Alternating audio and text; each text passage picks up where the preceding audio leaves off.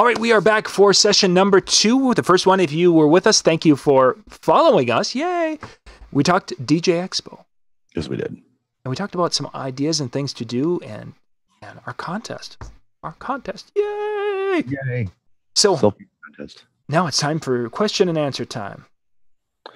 This is always the part that is always a surprise to me. I don't know what you guys are going to ask, and we have no idea how I'm going to answer it. That's pretty much, yeah, that's right on base. If you guys have any questions, go to the YouTube chat. The links for this is show number 2.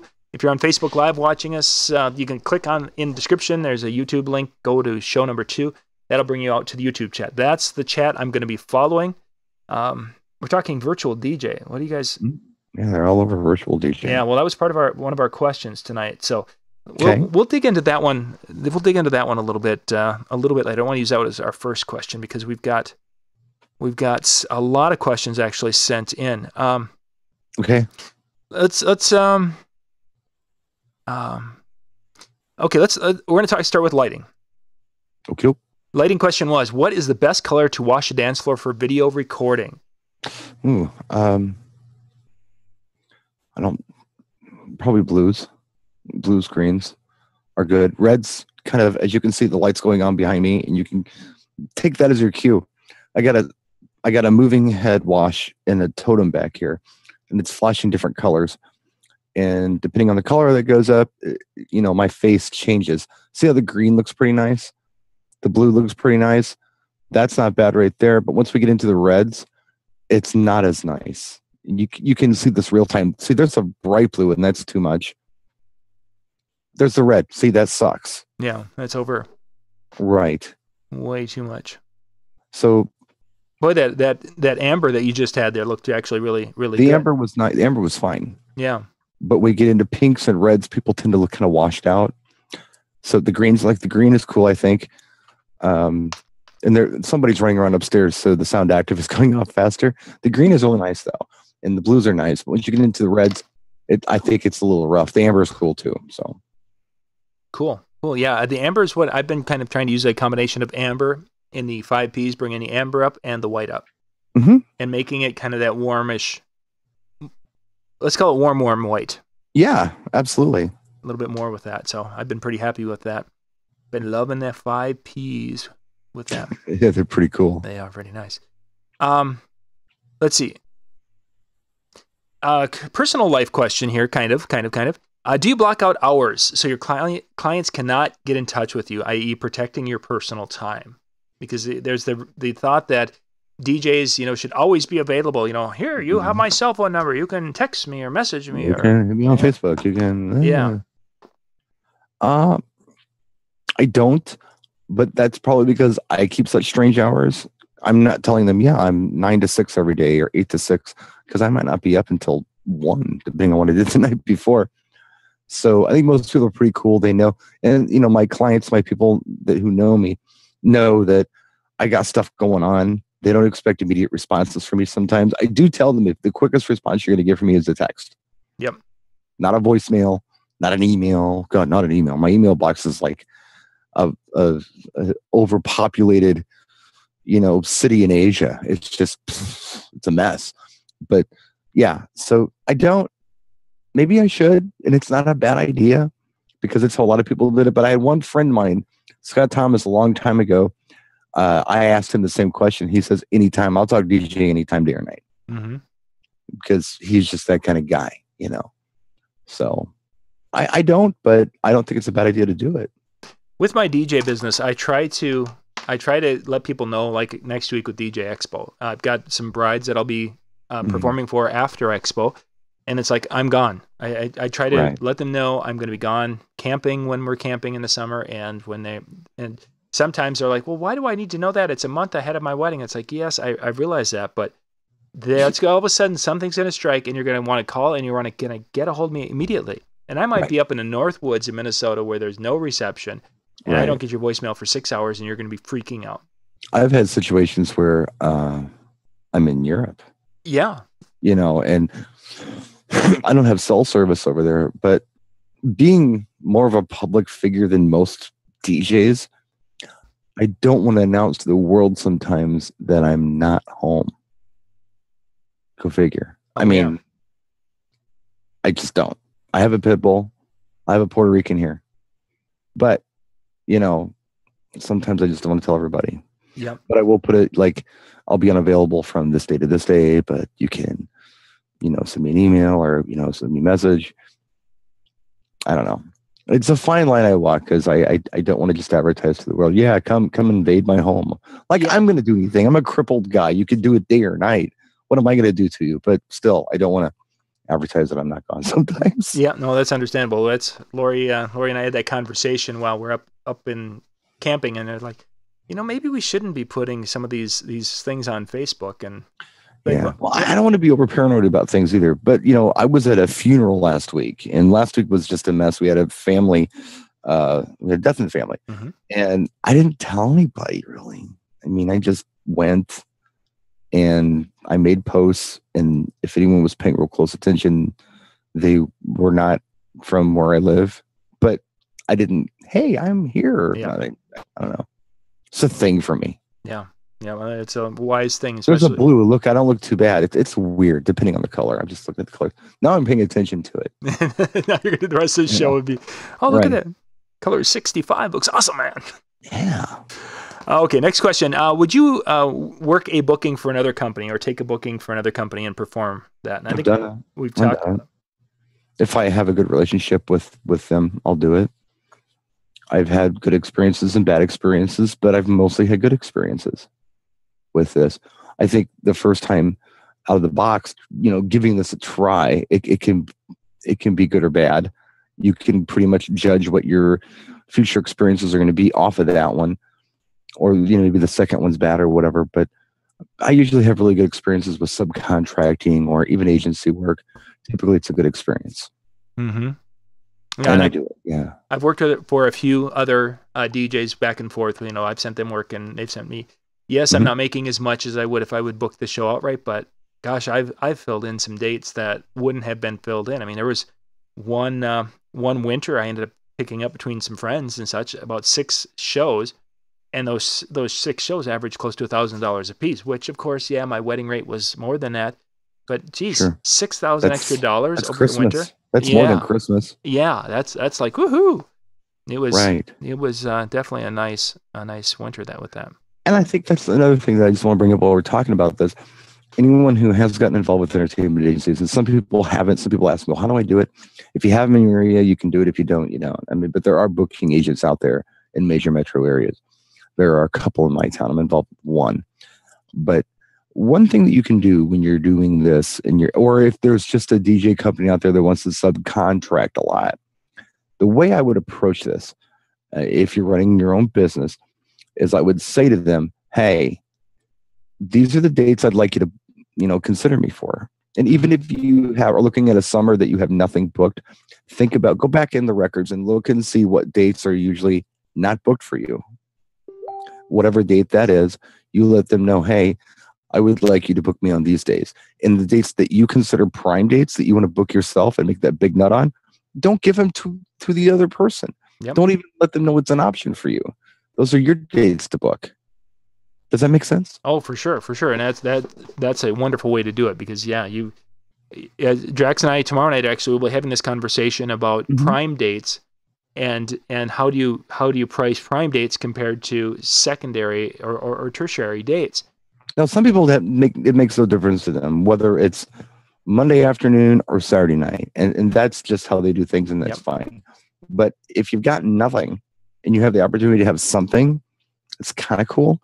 I think in this case, if you can, look at your annual calendar and you can say to yourself, I don't get anything in March. Like March is just dead for me because I'm not doing junior high schools and, I'm a wedding person in my area.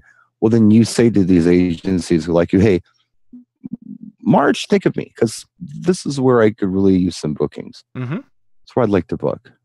And in our world, March is where these little corporate events are popping up. And many times they don't want to deal with it. So they call a booking agency and say, hey, basically I need this, this, this, and this. Get on it. Mm-hmm. So they're not going to go in there. You're not going to interview DJs because they don't have the time and don't have the desire. They want someone who basically is going to make sure there's a DJ who's competent and there. Mhm.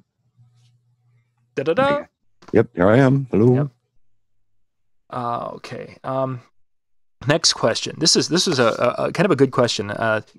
Do you change up your show for repeat clients? So if you've got a corporate event, and I want to add to that, how much would a person change up their show? Well, you have to change the program. I mean, the musical program of the show. You know what they like, but you don't want to do the same thing over and over again. It's kind of like, I heard there's a show, I've mentioned it before. You can watch it on YouTube in several parts. It's called Talking Funny. It's Jerry Seinfeld, Louis C.K., Chris Rock, and Ricky Gervais. They're sitting around a set, like a talk show set, but it's just them, and they just riff for an hour, and they talk about their craft. They're talking about how they do things and how they write and how they perform and all of these things very candidly. And the amazing thing for me when I watch these kind of things is it's so parallel to the DJ world. The comedians and the DJs have a lot in common. Oh, yes. And one thing that they do talk about is like going back and doing new material. Like Louis C.K., this guy starts every year, he does a new show, and he goes to small clubs and he does this performance, and then at the end of the year he does this big special. Mm-hmm. Same thing George Carlin used to do. Does this big special, and after the special, take all those jokes, throw them in the garbage, and start all over again for fresh material. Mm-hmm. Now Jerry Seinfeld, on the other hand, he does a greatest hits show. So when he does a show, he's doing the same jokes that he's done before. He feels that the audience is there to see the jokes that they're familiar with, where people like Chris Rock and Louis C.K. are completely, not for that. They're like, no, it's new stuff. And it was interesting. The comparison that they made was Chris Rock said, look, when I go to a Prince concert, I don't want to hear Purple Rain. I want to hear the new stuff. And I was like that. That was me. I wanted to see what was new because I knew the others, because Prince didn't do that unless it was like he needed the money. He didn't do Purple Rain and Let's Go Crazy and Kiss. He did all this other material, this new material and this different material. That's what turned him on. I feel like our audiences, you kind of know what they like. You kind of know what their tastes are. So you play to those tastes, but you can't do the same show twice. So program-wise, you got to change it. As far as your setup goes, mild changes, nothing heavy, but you're going to want to bring something a little different, likewise, do a little bit different setup and try to up it every time. So I think, the best advice I ever got about this kind of stuff was in the car business, where they tell you what you need to do when you're selling a car is under promise and over deliver. So if you show up and they have an expectation of wonderful and you deliver, then the customer is going to be disappointed. But if they have an expectation of good and you give them amazing, then the client's very happy. It's the same thing with these repeat customers. You got to up your game every time, because if you don't, they're going to get bored. They're going to say, yeah, he's all right, but we're going to try something different next year, and you lose it. Yeah, for sure. That more riff on a question. That was good. That's what needed to be said, and how to deal with it. What I'll add to it is from the game side, because I do a lot of corporate events with games, whether it's the little quick games or a game show. I put things on a 3 or 4 year cycle so that the games I do in year 1, I won't see those again for another 4 years. Now that's the plan. Now what ends up happening is when I sit down with these corporate planning committees, they're like, that one game you did last year, we love it. We want it again. Right. So when it came to the games and such, if I were going to be planning 10 games for an event, I would say 3 to 4 were going to be repeat games, and probably 3 of them are year after year they've been consistent for. Yeah. In one case, for 14 years in a row, we did the same game every year, but they had the greatest time with it. And that was full contact musical chairs. It was their favorite game. It's just the way it was. So you got to change it up. You add some new games. You add some with some old favorites. Change the show a little bit. Programming of music and such has to be a big change for you. Yeah, and it can go, but you got to keep it to the point where it doesn't become like, oh, I know what he's going to play next. Right. and that's bad. Okay. Best time to play a game, David. I do a lot of the games during the dinner time to kind of pace. A lot of them are based throughout the dinner time, and then the early part of the dance time when basically they're enjoying the open bar. I want to be doing some games because they're probably not going to dance. So we're going to do some games and activities and mix in some specific dances that will have people involved. That way they can do their things and then they dance for a while, then they give away prizes. And as any of these corporate events, once they give away their prizes and such. I always looked at them as icebreakers. Mm-hmm. So if people weren't responding to the dance or whatever, or they were bored, or then you do the game. Yeah. And I always felt like if people are already engaged in conversation and they're having a good time and they're laughing, even if they're not so much dancing, but they're there and they're having fun, I leave them alone. I don't do the games. But that's just my style. We had it's a good point, very good point. We had one of the years, and it was an anomaly. The planning people and myself, we talked about it afterwards. That the crowd, when we did, because I generally, when we open up the dance floor, and I like to open it up with a slow song, gentlemen, bring that special woman out on the dance floor because this is your time to look like a hero, and you set it up. Then the guys, they reluctantly come out to the slow dance. Well, it filled the floor as it would typically do. Then I go into a set of music just to kind of introduce the dance floor idea. They didn't leave, and more people came out. And another song, and they came out, and the next thing you know, the floor is packed and no one's leaving. That particular year we did 2 games, and that was during the dinner time. That was it, which was like down from 10 games the year before. Right. Why we never were able to figure out why that year the dance floor was hot. It just. And you just didn't do the games. Didn't do the games because the floor was going, and it would have. Okay, everyone, get off the dance floor so we can do a game. Yeah, no. So we're going to interrupt you and completely break continuity. So we can do something to achieve what's already happening. It's stupid. Yeah. So know when to do them and when not to do them. Limbo, somebody's mentioning DJ, boy, I'm not exactly sure what that is. XXX DJ Rock X X X X. Limbo. Rook. The Limbo, I've done it at some family events and such. I'm not a huge fan of the Limbo. Laurie, when she was doing weddings, she loved to do the Limbo and had really good results with it at weddings. I haven't. I do it for family events, and you get the kids in there, and you've got the little 2-foot-high girl who can go under there, and she doesn't even have to. She just kind of walks under there, and it's just kind of her. I know. Right. I just haven't been a big fan of the Limbo, so I don't do that. Typically with the Limbo, what ends up happening is you lose half of them like right away. Yeah. And they just go do something else. And then then you bore them really quickly. Yeah, and then the other ones just go on and on and on forever.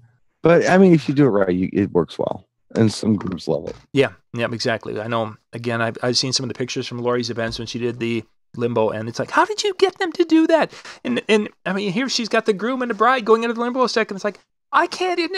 No, it doesn't work for me. Yeah. But anyway, you got to do what works for you. You got to do what you're confident with and what you feel your crowds are responding well to. And a lot of times, I mean, and this is I think pretty interesting. It's not what you do, it's how you do it. And you're going to add your own personality to things that maybe John isn't or I'm not. So maybe you're going to pull something off better than we are. Yeah. And that's just how it works. That was a prime example. Yeah. For sure. Prime example with Laurie rocking it and John like, what's this? Yeah, exactly. How did you do that? Do you have powers? Yeah, exactly. It just doesn't work. Magical Limbo powers. It took over the I don't possess. Let's see. Okay. Another one. This one should be right down your alley. How can I be sure that the album I buy is in good shape from a crate dig? Or just a visual inspection. Usually is what you're looking for. If it's nice and shiny and you don't see any fingerprints or marks on it, you're usually, I get a lot of that kind of stuff. You look for scratches. You look for albums that have more of a matte finish to them. If they have more of a matte finish to them, they've been played a lot and probably on the needle. It's not fantastic. The other thing you need to look for, and a lot of people have asked me about this, I should do a video on it. That's what I should do. Mm-hmm. They've asked about it, I've mentioned it, but they don't know what it is. Q-burn is what I've talked about before. And what Q-burn is You're looking at me inquisitively, John. You don't know Q-burn, do you? I've got an idea of what it could be, but I want to hear if my guess is accurate. In the old days, all we did was play records. It didn't matter if it was Chubby Checker or if it was, house music. And a lot of times it didn't really have anything to do with mixing. It had everything to do with just, mixing the songs in one out of the other. And we have to cue the song. To cue the songs, you put a record on and you play the record until you hear a sound. Okay, that's the beginning of the song. Then you back it up like a turn and a half or half a turn, depending on what your turntable is. My old turntable is like 2 turns to get up to speed. And you stop it. And then when it's time to play the record, you go ahead and you let go of the record or press play, move the crossfader over, and you're on to your next song. Well, by running that record backwards, sometimes you kind of destroy the groove a little bit, and that's called Q-burn. So some records have it. Some DJ records definitely have it. We had records that were so Q-burn. It was like this whistling sound. Over the beginning part of the song. The first 2 or 3 spins of the song because of Q-burn. Jeez. There wasn't really a way around it. Interesting. So, I've not heard that phrase. You look right at the beginning of the record or right at the beginning of the track, and you can, if you see like a finish that's much more dull than the rest of the record, that record is Q-burnt. So it is what it is. Yeah. Interesting. I figured you'd have some good advice for that because you've done a crate digger a time or 2 or once or something. Personally, when I'm looking for records, if I find a really good one, I don't mind a couple pops. But there are some records that I found that I was so happy to find. I was just, oh, wow. And I looked at the condition, and it was just unacceptable. I mean, I could tell that this thing had been in a club for years. I could tell that somebody had, especially when I'm crate digging in New York, I could tell somebody had been doing some heavy mixing on this record. Probably some hip-hop mixing, and it was just junk. It couldn't be saved. It sounded terrible. Probably has skips and scratches. Just very dull on the finish. As long as the finish is shiny, you should be good. But when relatively shiny. But when it gets really matty and dirty looking, that's when you want to stay away. Interesting. Good information. Let's see. Dinner music. Somebody was wondering about what they should use for dinner music because they had seen our cocktail shows and they were wondering for the dinner time specifically. Well, what you don't want to do is put people to sleep, but I don't want them to stand up. This is conversation time. This is social time. The dance floor isn't open yet. I know some DJs who are like, I don't care if they dance during my dinner. I think it's cool. Personally, I just wanted to be awake, but not dancing. So things that you cannot get away with playing when it comes time for dancing. Like maybe Aunt Betty and Grandma really like the song, and it's an up-tempo song, but you're not going to fill a dance floor with it. That's perfect for dinner. Sure. So I don't do sleepy stuff. And a lot of times I'll do smooth jazz or even some pop standard torch song kind of things like Michael Bublé or Norah Jones or, that whole Harry Connick Jr. or even the Frank stuff. But there's too much crescendo in the Frank stuff and the Dean Martin stuff. The contemporary stuff is probably better. But yeah, stay away from sleepy. Yeah. And if you can do some familiar tracks, it's cool. But the other thing I do are songs that are like I do Richard Cheese, and this guy does lounge versions of pop songs. Snoop Dogg, Beastie Boys, Rage Against the Machine, you name it. It's quite funny.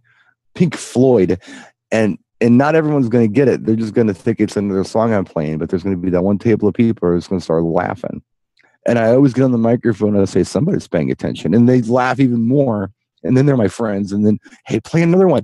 So I'll sneak them in. The other one is Vitamin String Quartet. They do string quartet versions of everything. I mean, brand new stuff, dance stuff, rock stuff, alternative stuff, classic rock stuff, you name it. Vitamin String Quartet does it all. Yeah. And there's some other ones out there that's good stuff. So it's really depends on your style. I've also used dinner music, again, to play those requests that I can't play another time. If somebody comes up to me and says, dude, you gotta play some Led Zeppelin tonight. And I'm like, oh man, what am I gonna do? Led Zeppelin. It's like, well, wait a minute. I could do All My Love off and through the outdoor. It's a Zeppelin tune. Yep. It's completely appropriate for dinner. It's not sleepy. No one's going to look at me like I'm from outer space for playing it. Pink Floyd. Play some Pink Floyd. Well, what can I do for Pink Floyd? Tons of stuff during dinner. Mm-hmm. I can do Money. I can do a lot of things that are familiar but not danceable. So I'm pleasing that crowd without compromising my dance floor. I could do a whole show on dinner music. In fact, I think I have, but it doesn't matter. That's the kind of stuff that I can throw out there for you. Mm-hmm. It's off the top of my head for dinner music advice. Yeah, good stuff. To make it your own. Good stuff. Let's jump in the question that was our seed question for our video. Why are the DJ controllers coming out right now with Serato and they've moved away from VirtualDJ? Any idea on that one? Well, it's interesting because I think, see, for so long, Serato was proprietary. You had to use a Rain product in there for Serato. And then Serato became open source when they started doing Serato DJ. And a lot of people got excited about that because they didn't have to pay up for Rain. Either one of the S1, S2, S3, but those were expensive. Mm-hmm. $500, $600, $700, excuse me, for these boxes. Or you buy the mixer that's like $2,200 or whatever, it's just really high dollar stuff. Now it's open source. So people who are interested in the Serato can use Serato DJ and a controller, and it's all cool in the gang. But yeah, I don't know that there's any less companies coming out with virtual DJ products. But VirtualDJ and Serato DJ are both open source. And a little bit of insight on this. I think what happened in the industry was VirtualDJ was financially much better off than Serato, although Serato is the industry standard. And I don't know the exact numbers, but what I can do is give you some, I guess, numbers off the top of my head of what it could have been, because it's pretty similar to this. There was a deal made with Serato. They made it with Rain. And the deal was, all right, every time we sell a Serato equipped product, we're going to give you $40. And then you're going to give the software away free. You're going to support it. You're going to update it. You're going to do this thing. And Serato was like, all right, cool. But then like VirtualDJ is selling the lifetime program with upgrades and everything else for like $144 or $200 or whatever it is. And they're making a lot more money than Serato. They can afford to do these changes and these upgrades and these things because they're open source. So anybody can do it. Anybody can go in and make a product that's mapped, that you can map to VirtualDJ. And then, you have to buy VirtualDJ to use it. And they get like $200 when Serato was just getting $40. So I think Serato got sick of that, and they decided to not do Scratch Live anymore. Hey, let's do DJ. Let's make it open source and cash in the same way that VirtualDJ is. Let's do this. And now that they've done it, people are excited. So I think that's what's going on there. Yeah, it's interesting right now because every controller that I've gotten through the InMusic brand companies, which would be Newmark, Denon, they're all coming out. Everything's Serato. Now I've got the Denon controller that I've been working with, the big 8000, and I wanted to see. So I VirtualDJ has it mapped out, and I was playing with that. I was trying to see about mapping it out for other software, and it's not friendly for mapping out whatsoever. Not when you get into those big boards at all. It's really all that capability, especially when you compare the capability that Serato has with the controllers. And then you start mapping it out, and the touch sensitivity doesn't work like it should, or because you just don't know how to do the mapping at that level. Right. So it's just an interesting thing. You've got Pioneer that's gone record box, and they've got their proprietary. You've got the InMusic companies now that have got really a majority of the controllers. I didn't check and see what Mixar what they've got. I think VMS5 shipped still with virtual. Yeah. I think that's still. Yeah, they even made one that was Tractor native. Oh yeah, that's right. I remember they did that for a minute. let me just say a few words about this, if I may. Yeah. So you've got, and I promise I'll consolidate this as densely as I can. So when you're talking about Serato, you're talking about a small company in New Zealand. Nice guys over in New Zealand. Mm-hmm. I don't know how many guys and gals. I don't know how many there are, but it's a small-ish company who are creating this program. They're supporting it. They're making changes to it. You also have companies like Pioneer who are making controllers that work with this program. And then you have a third entity, which is the computer manufacturers. So be it Mac or PC, things are constantly changing.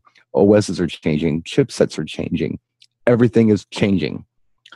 So you've got three companies trying to keep up with each other. So if you look at these companies, Serato's that big. Pioneer's that big. And Microsoft is the size of my city I live in. That's the support they actually have. So you've got a company this big trying to keep up with a company that's monstrous.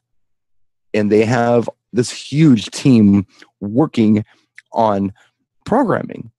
It's almost unfair. And then it sucks for us as DJs because we buy a new computer. And when, by the way, when we buy a new computer, like I bought a computer, a brand new one, it's 10.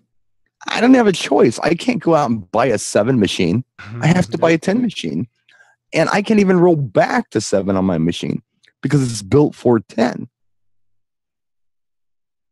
And guess who has to keep up? Mm-hmm.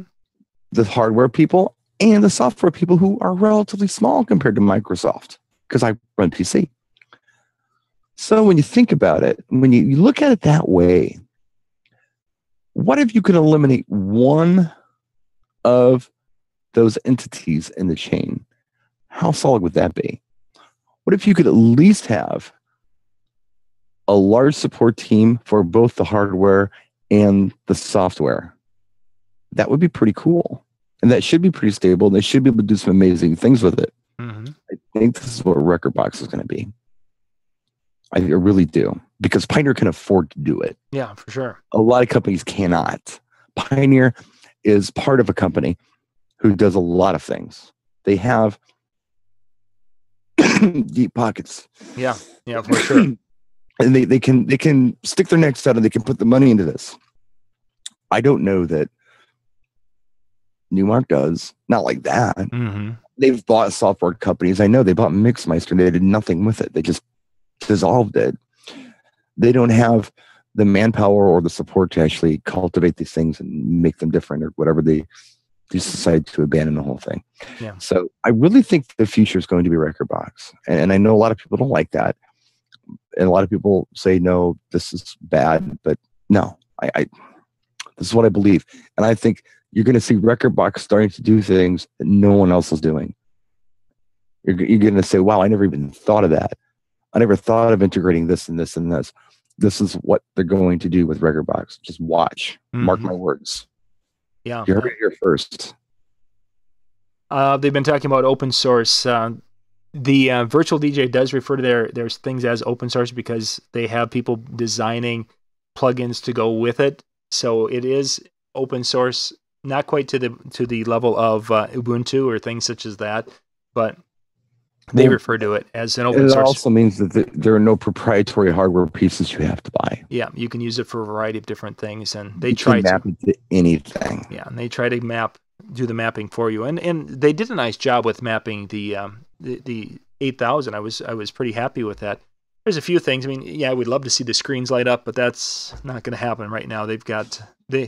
They had to go and buy one just like we did, and I was reading from their notes there from VirtualDJ, and they bought one, and then they had to go and trial and error to get everything set up as far as they have so far. So, and as interesting as all of this is, as long as you can play one song into the next song, who cares? Who cares? Yeah. Who cares? Just make it stable. And if it's not a computer, give me some records. I'll make that happen because I know how to do that too. Okay, let's see. But there are some cool tools that are going to come out. I know it. And just stay tuned for this. Give it time, but this is going to be big. Let's let's get these songs. So we're going to have our beginning song, our song Yes. we're song are playing, and then we want something completely different for the song that we're going to. John, let's do it like this. Why don't you pick the song we're playing right now and have other people throw the song out that's request? So we are just playing, finishing up a slow song. We're going to be finishing up. No, that's bad. Don't do a slow not a song. slow song. Okay. So let's not. That's too easy. You can do anything. No. Yeah, I was going to do a specific slow song, so we'd be in a specific area. But we'll go to a.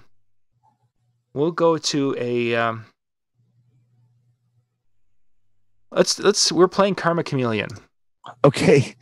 And no one's dancing. And no one's dancing. And the guy let's pretend you have a full dance floor. Karma Chameleon by Culture Club. And the people are going, and then that one person comes up and says, "Hey, play this." For somebody give us that song. Okay. Funky Cole Medina by Tone Loc. That's really good, actually. That would be. Because we're still in the pop realm. But we can't go from Karma Chameleon to Funky Cole Medina and make a smooth transaction. Mm-hmm. So what can we do with this? What can we bridge this with? That's the question. And that's a good one. I think you can do it in a few songs. I think maybe 2 or 3 songs you can make this happen pretty smoothly. I like Funky Cole Medina. I really like that suggestion. Because that's the kind of part. If you were playing Karma Chameleon somewhere, they would request Funky for Cole Medina. It's actually a real world situation with this. Mm-hmm, so let's do Karma Chameleon. Let's go into something a little more, little newer than Karma Chameleon. That song came out in 1984, and it was definitely a pop song, but it's very easy to go into something that's a little newer and you can dance to. So let's go into, let's say, a Madonna track. Let's go into a Madonna track that is poppy like that. How about like Express Yourself or something like that? That would be a really good one. So now, not only are we still in kind of the pop realm, but we're not in the hip hop realm.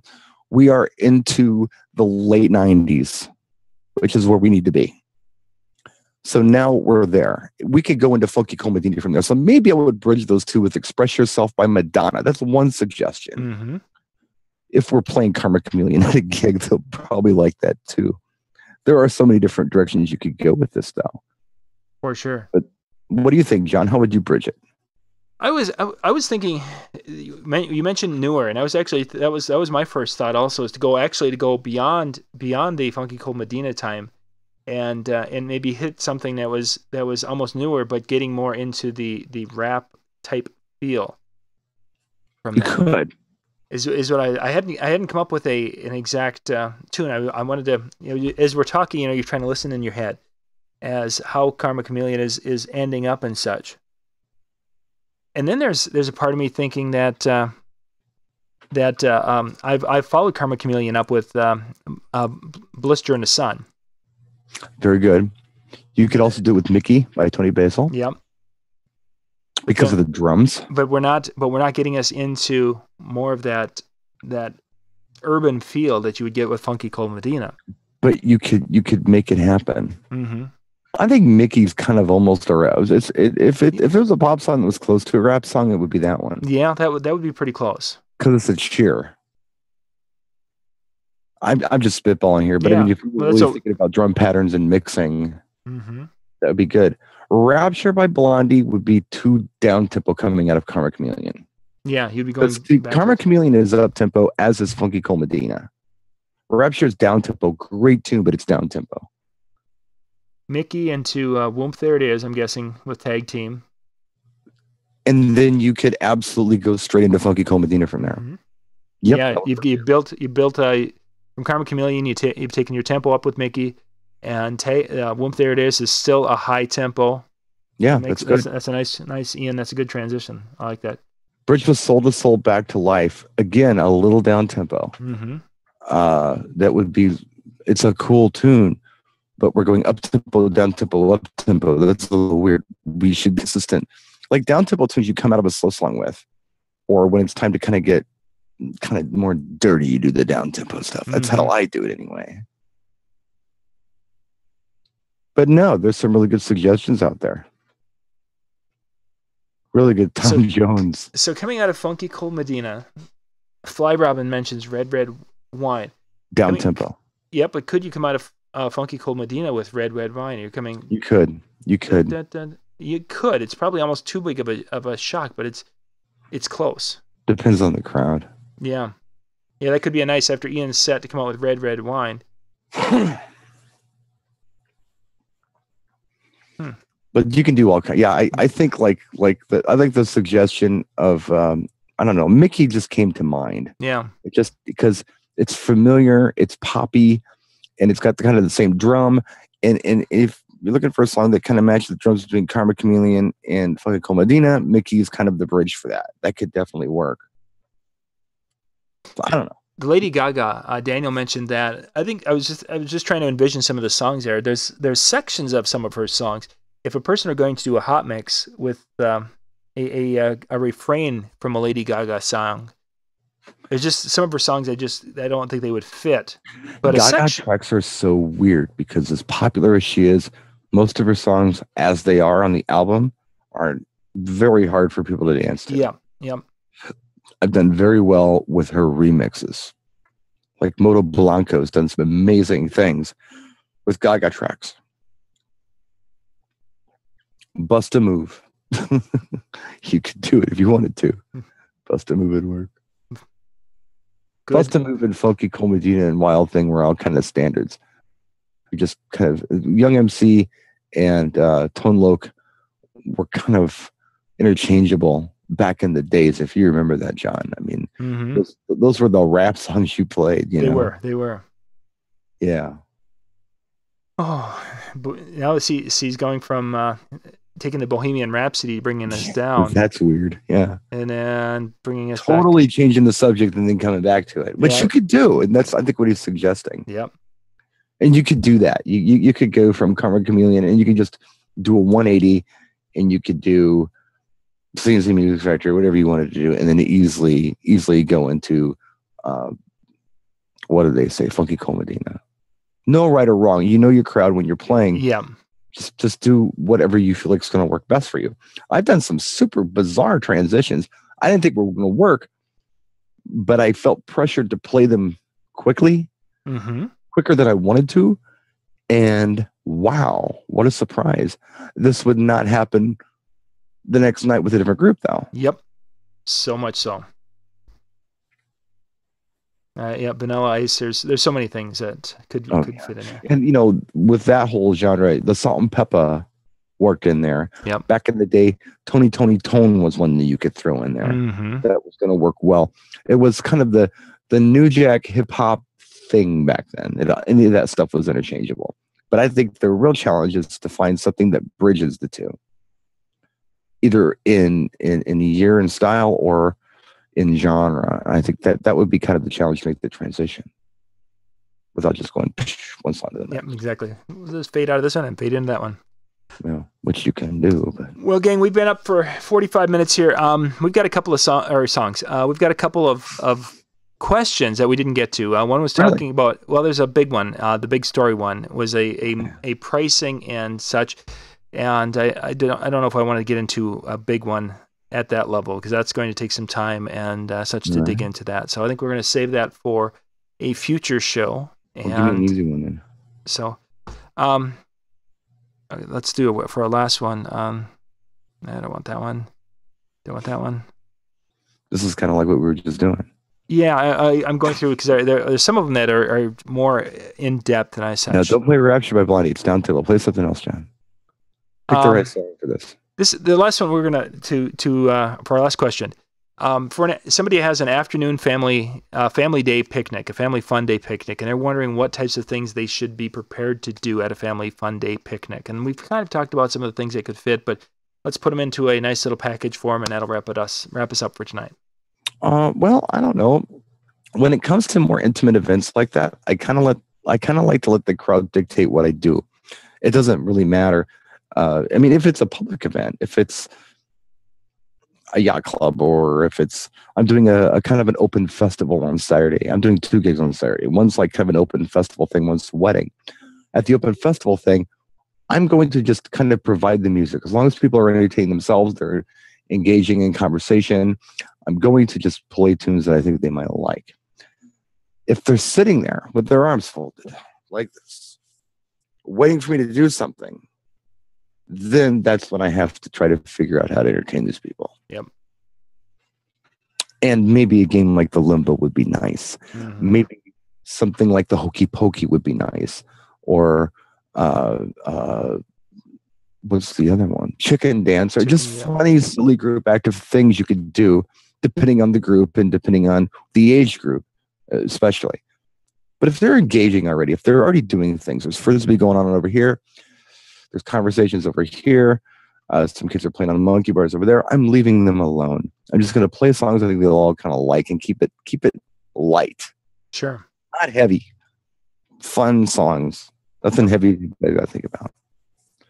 And then just kind of play it like that. Mm-hmm. That's all you can do. I mean, it's like any other gig that I do, honestly. I've been doing this for a long time, and I've changed my ideas and opinions on the way I do things several times. But one thing I never want to do is interrupt something that's beautiful. Yep. To do something else. If they're already engaging, if they're already doing something, I don't want to interrupt. Yeah. But if they're bored and they need me to do some interaction, I do it. So.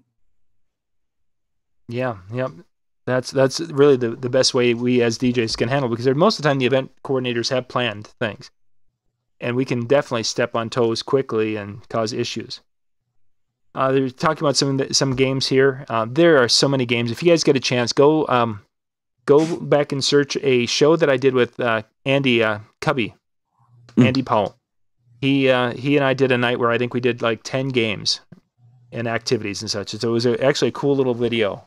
We did that, and I think Casey and I think we might have done, maybe did we do one too? Oh, I can't remember. So if you go search for games on our YouTube channel, there's going to be some videos that pop up that we've done. So there's a few things out there, but that could be one of the nights, a night of doing a game talk, and it's just so many possibilities. Because that's one of those things that it's like mixing. I'll mix one way, Brian mixes another way. I'll do a game one way, you'll do the same game, but have a completely different look to it, just because of style and such. But again, you need to just have the common sense to know when to do them and when to leave them alone. I think that's so important. The most important thing, probably. Yeah. It's like mic stuff. Mm-hmm. I've seen DJs do this, where between every song, ladies and gentlemen, at this time we're going to play this. Shut up. They don't need you to announce songs. This is not the radio. Yep. They're well aware this is an Elvis song. We're going to play an Elvis song for you next. Mm-hmm. Gee, thanks for telling us. I would have never known who this was. Yeah, exactly. Hound Dog. Who sings that? Shut up and play the music. And same thing with games. Again, I mentioned this, I think, on the last show, maybe. Or maybe earlier in the show. I don't remember. But, if they're already engaged, leave them alone. Yeah. Don't force your crap on them. For sure. Don't. If they're already dancing or having fun or whatever, you're doing your job. Don't stop everything and break continuity to have a great idea because it's on your agenda or we want to try it or whatever. Do it when it needs to be done. In fact, I mean, I used to purposely play crappy songs at the beginning of the night so I had an excuse to do a game because I knew my client wanted it. Yep. So I would play garbage. I mean, not terrible, but I knew they weren't going to respond well to Jerry Lee Lewis, Great Balls of Fire. I knew they weren't going to. Mm-hmm. So I did 2 of those songs. I'm like, you know what? Let's do an activity, folks. And I do it. It went over really well, and then I just rock it for the rest of the night. Mm-hmm. I've done that. Oh, yeah. I wanted to do a game, and the client wanted me to do it. But geez, if I got a full dance floor and I do that, oh my gosh. Yeah. Doesn't go. Cool. Put in the can, dude. Yep, I think it is time to wrap it up. We'll be back next week. Again, we do not know times. You'll have to keep an eye on it. As soon as we have an idea of time, we're going to go and set the video player up so you can go out to youtube.com/discjockeynews and you'll see the live video player.